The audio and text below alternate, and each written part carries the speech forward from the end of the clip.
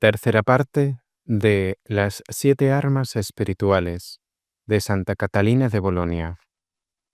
Traducción de Fermín Lavarga. Queriendo ahora mostrar, por el contrario, cómo se ha de detectar y conocer la actividad diabólica por aquella experiencia que ha tenido en las susodichas apariciones diabólicas, dice que en aquellas 3 ocasiones en las cuales se le mostró el enemigo, bajo las apariencias ya referidas, en ningún momento se le pasó por la mente la duda de que fuese un mal espíritu. Antes bien, de repente, sin ninguna otra certificación,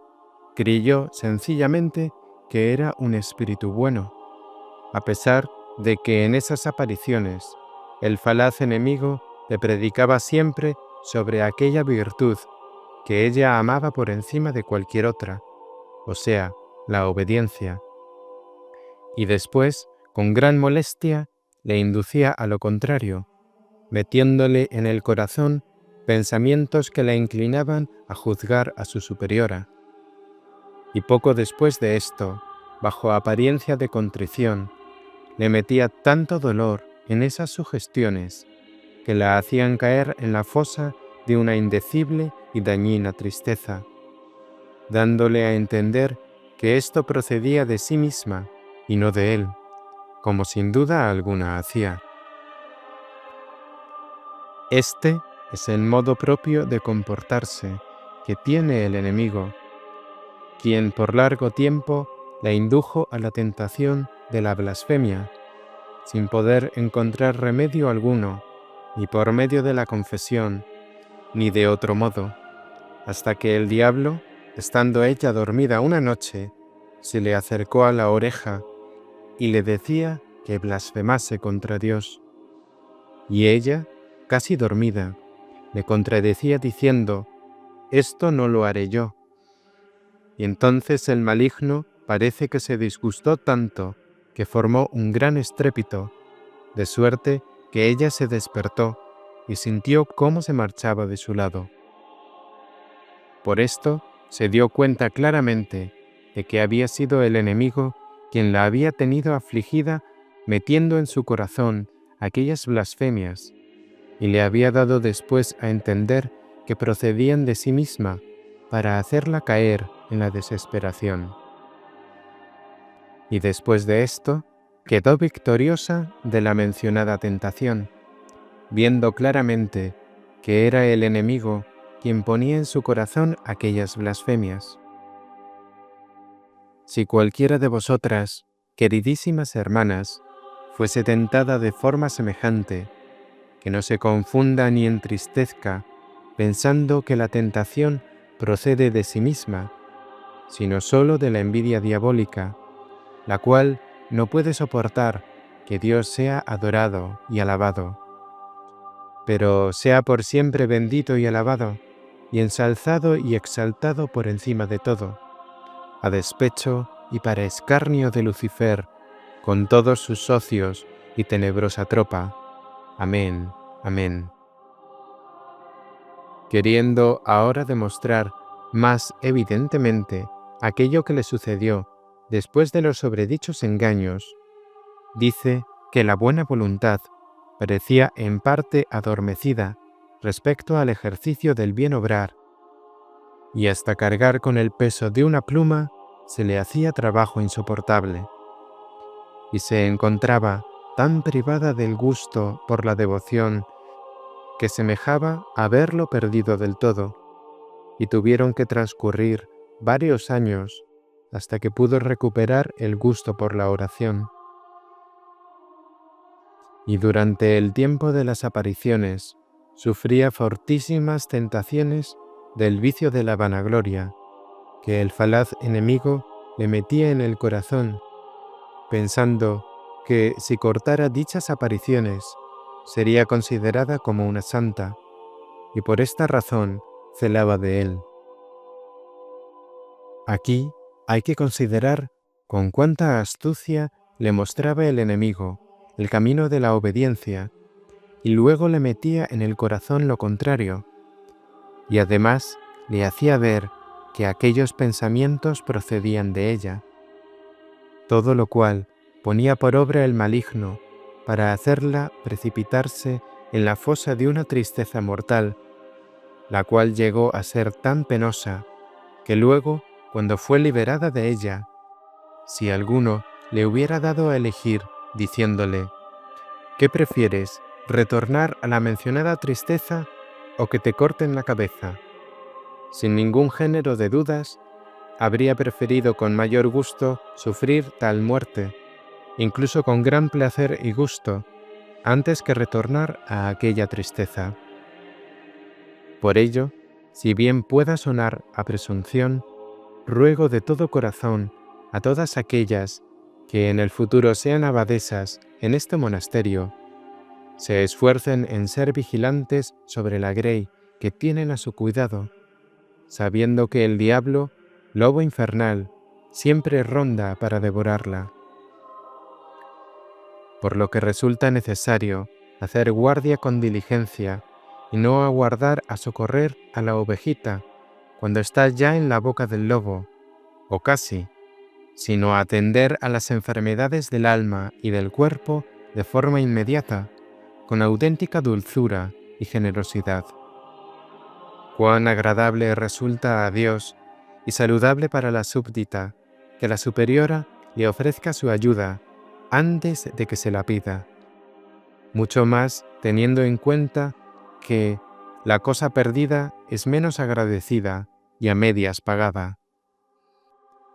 ¿Y quién será tan insensata que rompiéndose un pie o el dedo meñique,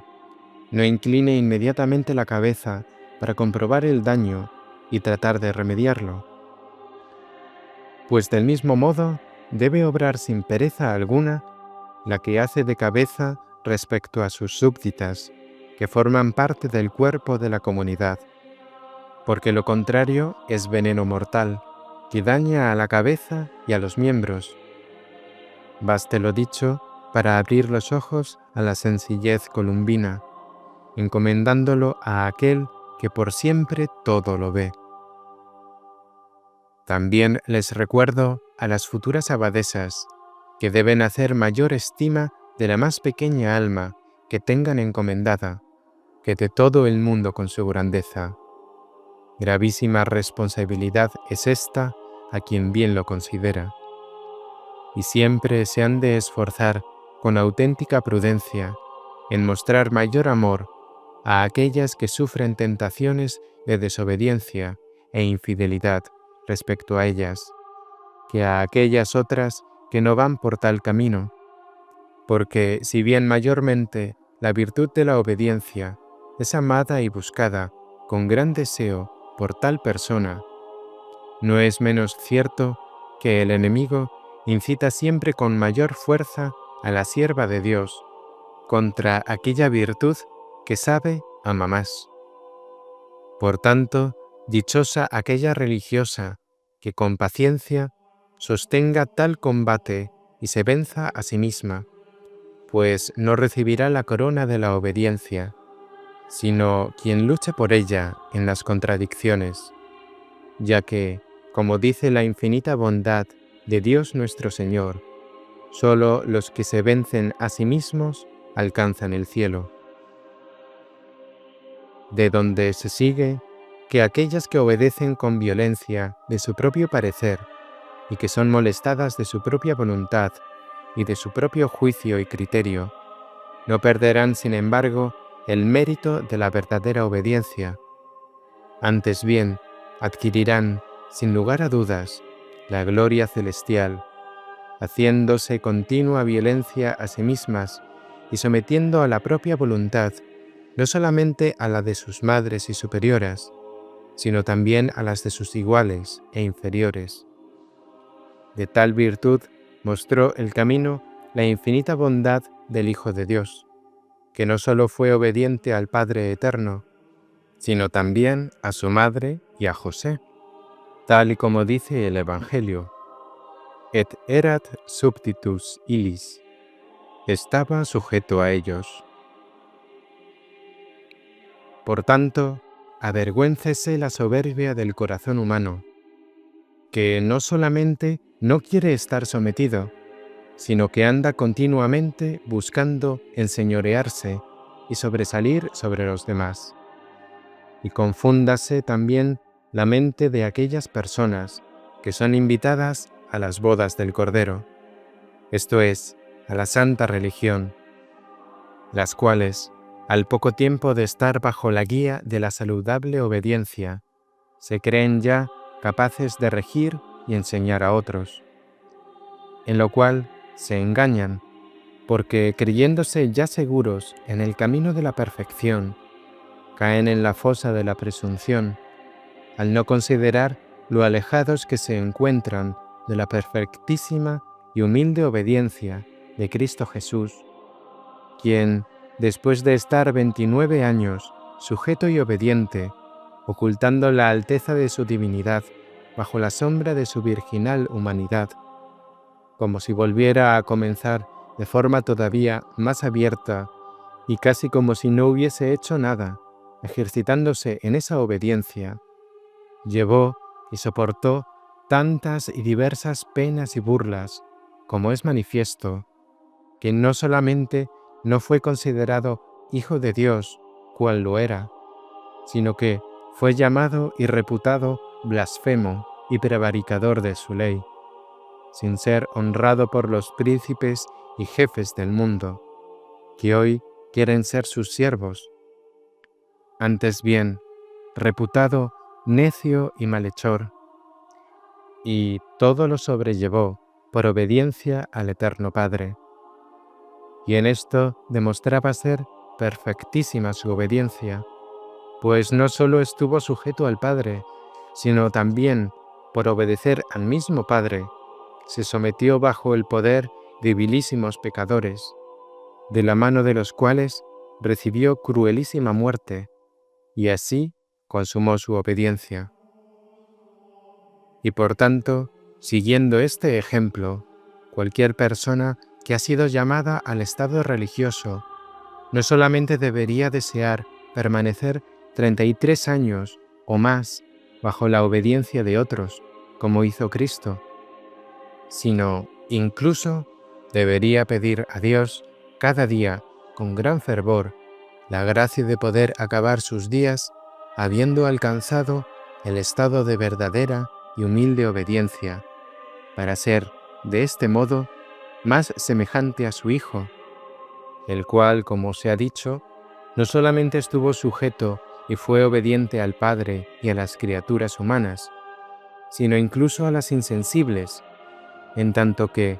tomando carne humana y pasible, quedó sujeto a pasar hambre, sed, frío y calor, y otras necesidades,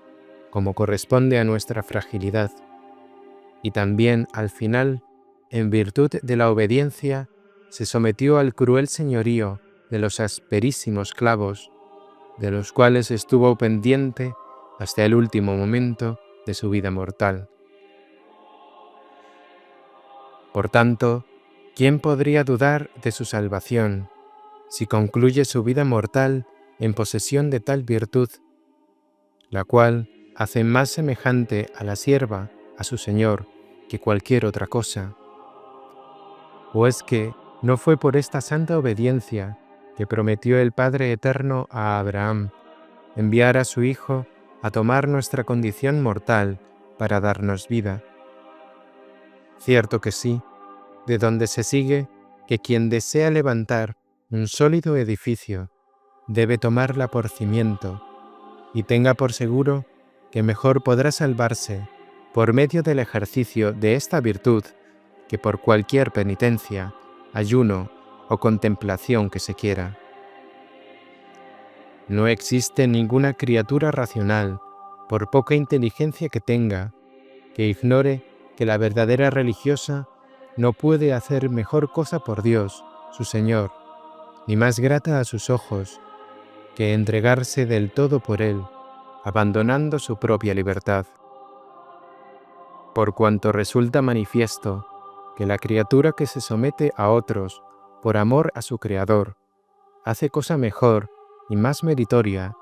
que la que le sirve conforme a su propio criterio.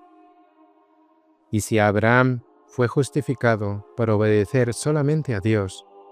cuánto más será justificada aquella que, por amor a Dios, se obliga a obedecer a una sierva de Dios.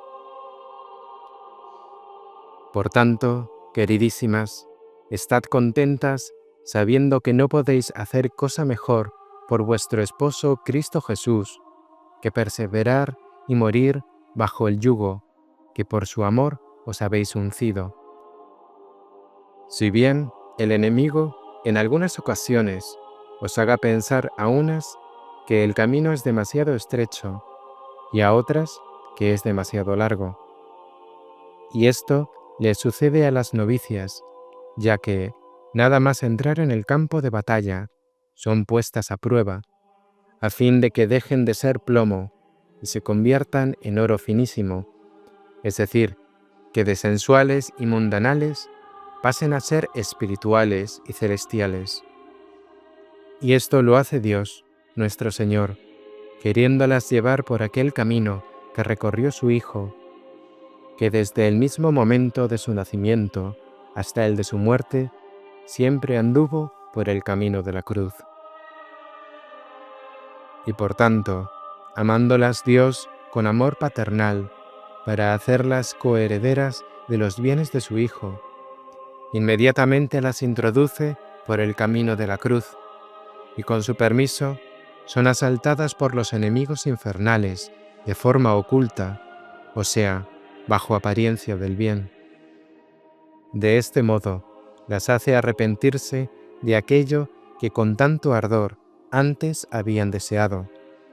de forma que, estando ya en el monasterio, el diablo les mete tanto miedo en el corazón que, si no fuese por pura vergüenza, se tornarían atrás, o lo que es igual, se marcharían. Y esto sucede especialmente a aquellas que van a dar mayor fruto siguiendo el camino de Dios, pues no solo les parece que no han encontrado a Dios como esperaban, sino que llegan incluso a pensar que están privadas de Él y de toda gracia y devoción,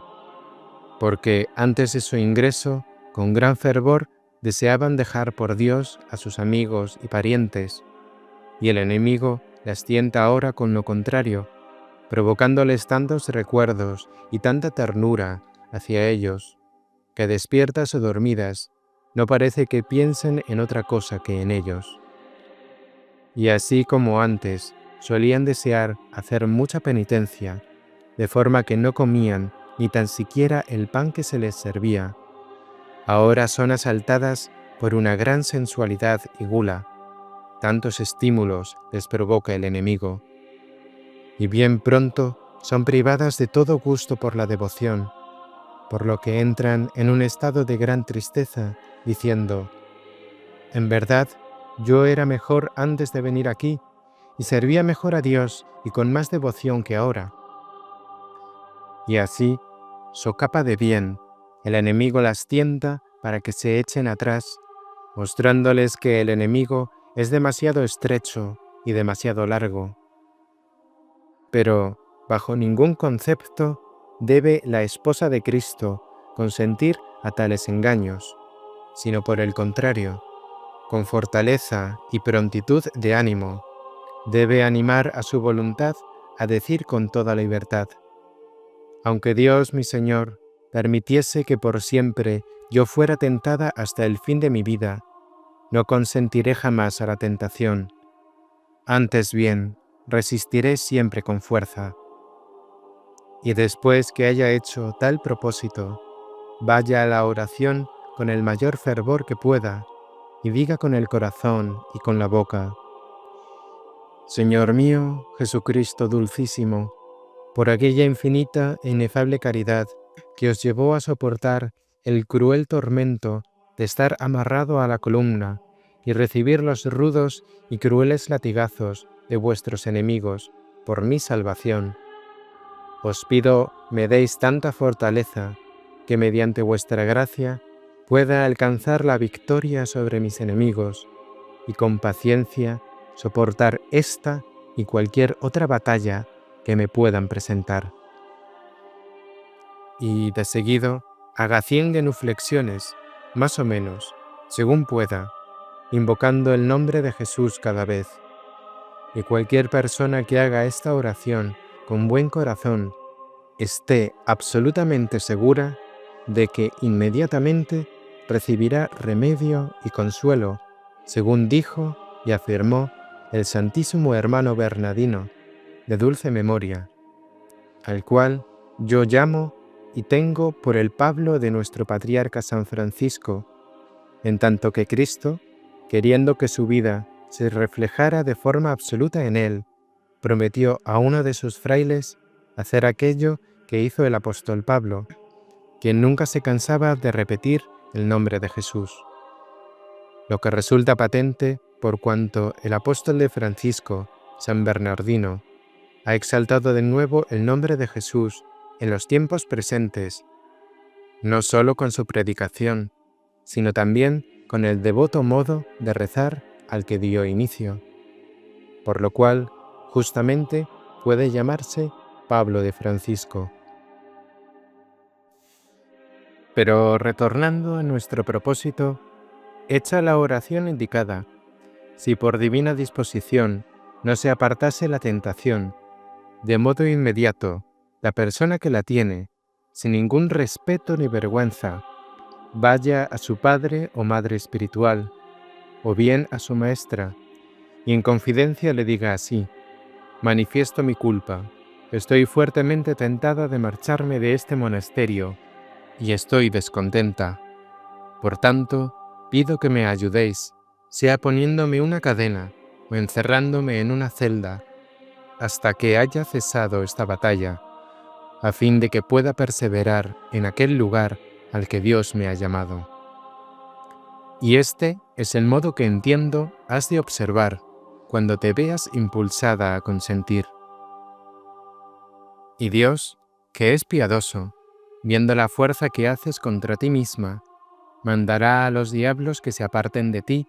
y te coronará no solo de una gloria indescriptible en la otra vida, sino que en la presente te adornará de muchas virtudes y gracias, de lo cual tenemos el ejemplo de uno que, tocado de la divina gracia, dejó amigos y parientes y marchó con gran fervor a un monasterio, y poco después le vino una gran ternura y amor por sus parientes, siendo tentado de continuo de volverse con ellos, hasta el punto de que, como ebrio por su recuerdo, corría de aquí para allá por el dicho monasterio, y, casi como si quisiese subirse por las paredes, las arañaba con grandísimo dolor. Y viendo esto los hermanos, y teniendo compasión de él, no hallando otro remedio para poderle ayudar, se pensó encadenarlo a un cepo, y habiendo estado un tiempo en aquella penitencia, como fuera grata al Altísimo, Dios le prometió que la mencionada tentación se alejaría de él,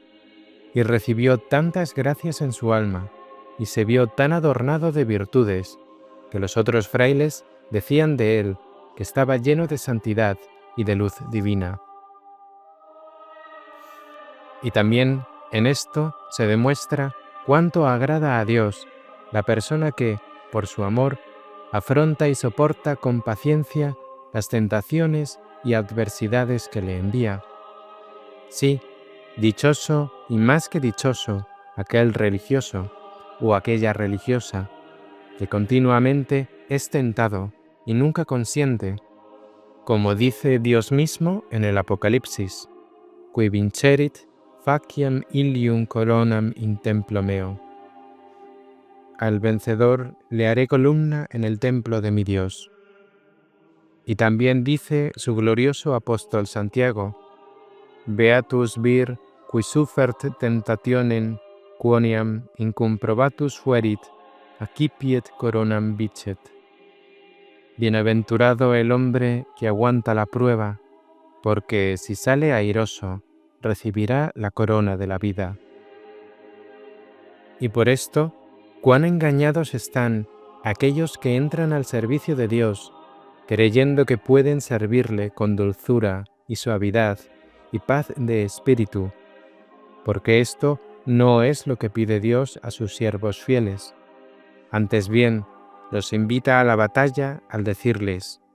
Qui vult venire post me, abneget semet ipsum, et tolam crucem suam, et sequatur me.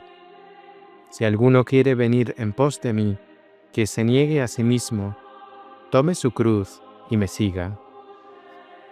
De lo cual poseemos el ejemplo que Él mismo nos dio, puesto que ha bajado del cielo a la tierra, no para descansar, sino para luchar y recibir en lugar de honores, desprecios, y en lugar de comodidades, fatigas, y de riqueza, pobreza, y en vez de hartura, hambre y sed. Y, por decirlo en pocas palabras, fue su lucha tan continua que quiso morir en el mismo campo de batalla. Por tanto, queridísimas hermanas, la esposa de Cristo, si quiere unirse a su esposo, conviene que se configure con él, sometiéndose a todo tormento corporal y mental, procurando no querer hacer cosa alguna en particular, sin licencia de su superiora, por cuanto la auténtica virtud de la obediencia va por delante de todas las demás, y es aquella que conduce al cielo a quienes la ponen por obra. Y siempre ofrece esta seguridad en tanto que dicha persona manifieste sus tentaciones a quien la dirige, por cuanto la llaga oculta no puede ser tratada con medicinas ni curada. Y cuanto más le parece que las cosas van bien y no hay peligro, con mayor razón ha de referirlas, a fin de que no sea engañada bajo apariencia del bien, como lo fue aquella de la que he hablado más arriba, a la cual se apareció el enemigo bajo la forma de Cristo y de la Virgen María. A propósito de lo cual, he de referir que experimentó otro engaño más, que no quiero callar, para hacer más cautas y prudentes a aquellas que también andan por el camino de la oración y de los deleites espirituales. Fue así que una noche, estando en el coro para los maitines, sintió en su interior alguna consolación, y creyendo que fuese fruto del buen espíritu, se resistía a recitar el oficio matutino, sin moverse del coro ni de su asiento por no señalarse. Y secundando aquel sentimiento que se le había suscitado, componía en su corazón un discurso ponderando cómo y cuánto había ennoblecido Dios al hombre y a la mujer, otorgándoles la libertad a la hora de hacer el bien o el mal, y cómo, haciendo el bien, Dios, casi por justicia, le coronaba. Y que el apóstol Pablo, por esta razón, decía que tenía reservada la corona de justicia, porque había utilizado su libertad para hacer el bien, apartando de sí el mal que habría podido cometer también en el ejercicio de su libertad. Y habiendo permanecido algún tiempo meditando mentalmente este razonamiento, quedó convencida de que había sido una gracia divina. Y a la siguiente noche, estando de nuevo en el coro recitando los maitines, le sobrevino un tedio espiritual y un cansancio corporal tan grandes que le parecían casi insoportables. Y al mismo tiempo le vino un pensamiento al corazón, demostrándole cómo, por la fatiga del oficio y de las otras mortificaciones que se procuraba voluntariamente, debía recibir, por derecho de justicia, más alto estado que el mismo Cristo, el cual no había podido pecar ni experimentar la concupiscencia de los vicios, como le había ocurrido a ella, que aun teniendo libertad de pecar y estando sujeta al pecado, sin embargo, había permanecido alejada del camino de los vicios y pecados, ejercitándose en las virtudes. Por lo cual, súbitamente se percató de que era una sugestión diabólica y recurrió a las armas de la humildad, sobreponiéndose con la imaginación mental al abismo infernal y considerando cómo había recibido de Dios el don de la buena voluntad, sin la cual no habría podido obrar bien alguno. Y por esto se advierte y comprueba que la consolación que había recibido la noche anterior procedía del diablo, queriéndola inducir a considerar que por sí misma había obrado el bien. Lo cual no es así, pues, supuesto que tenemos libertad para obrar bien o mal, estamos no obstante obligados por deber de justicia a hacer el bien, y no podemos hacerlo sin la divina gracia. Y en verdad está falto de juicio quien piensa que por sí mismo puede tener otra cosa que culpas o defectos.